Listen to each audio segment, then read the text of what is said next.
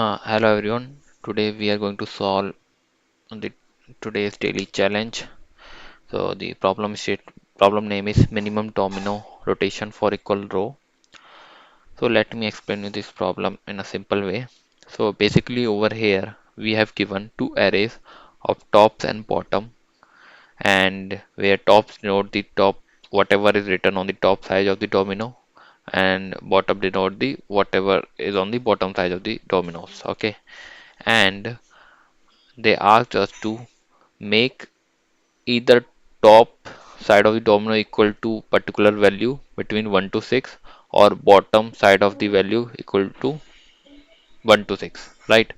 And for that, what they allow us to do, we can swap like any d- top and bottom of particular domino. For example, if we choose the second, then we can swap this top and bottom. So this two come on the top and this one go on the bottom.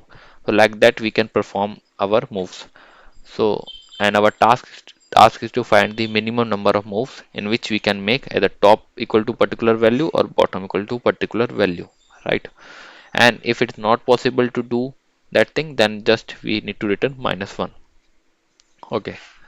I hope now problem statement is clear. Now let's go to this example test case. Over here, tops, this is the tops array and this is the bottom array, and we have to now check how we can perform the operations to make them equal to particular value.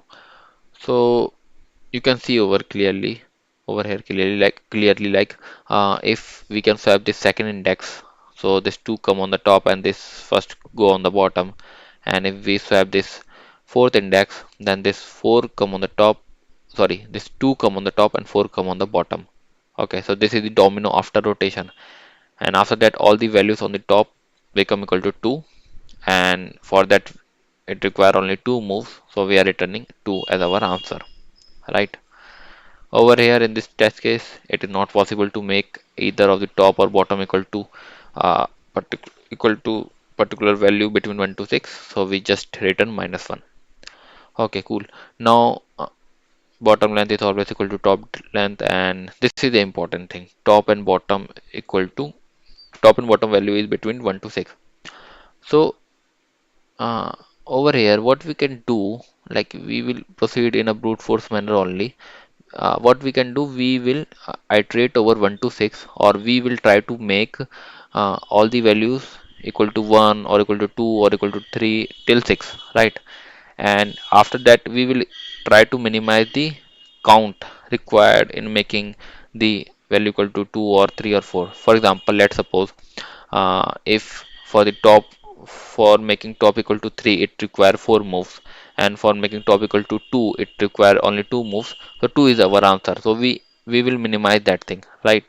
Similarly for the bottom also we will try to make it equal to put all like we will try to make it equal to the values between 1 to 6 and try to minimize our answer, right? Cool. So let me walk you through my implementation. So in this first loop, what we are doing, we are trying to make top values equal. So this n is basically a size of the array, and this answer equal to int max because we have to minimize our answer. Then I'm iterating from 1 to 6, right? So in the first iteration, I will try to make top value equal to 1. Okay, so over here, I have declared one count variable for storing the number of moves required to make uh, is equal to the specific value or equal to the i ith value that I have on particular iteration. Then over here I am iterating over the array, and if top j is not equal to I, then what I will check whether bottom is equal to I or not. And if it is equal, then I will increment my count plus plus. That means I have swapped. Okay, so this will work like that. So let's suppose I will try to make my top j or top value equal to 2. So in the second index, what happen, 2 is not equal to 1. Then I will check in the bottom. So I have 2 in the bottom. Then what I can swap it. So instead of swapping, what I am doing over here, I am incrementing the count plus plus because there is no need of swapping.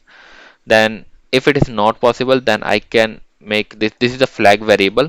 So This is for just indicating now I can't make my top value equal to that particular ith value in the iteration. So after that, when I came out of the loop, then I am breaking. I break the loop, right? And if f equal to 0, that means I have made my top value equal to some particular value between 1 to 6. Then what I can do, I will make my answer equal to minimize my answer variable value, right? Similarly, in the same way, I'm trying to make my bottom values equal. So just I need to check in the bottom array like I'm doing in the top array. Now I'm checking the bottom array, and if bottom value is not equal to that ith value, then I'm checking in whether that thing is present in the top or not. And if it is present, then incrementing the count plus plus. If it is not, then uh, making my flag variable true and breaking out the loop. Okay, and at the end, if my answer equal to int max, that means it is not possible to make either of the top or bottom equal to particular value, then I just return -1. Otherwise I can return answer. So yeah, this is a simple approach. And yeah, and this is a big O of n approach, because n into 6 is big O of n only, right? The time complexity is linear only. I hope I am able to explain this problem clearly to you people. Thank you.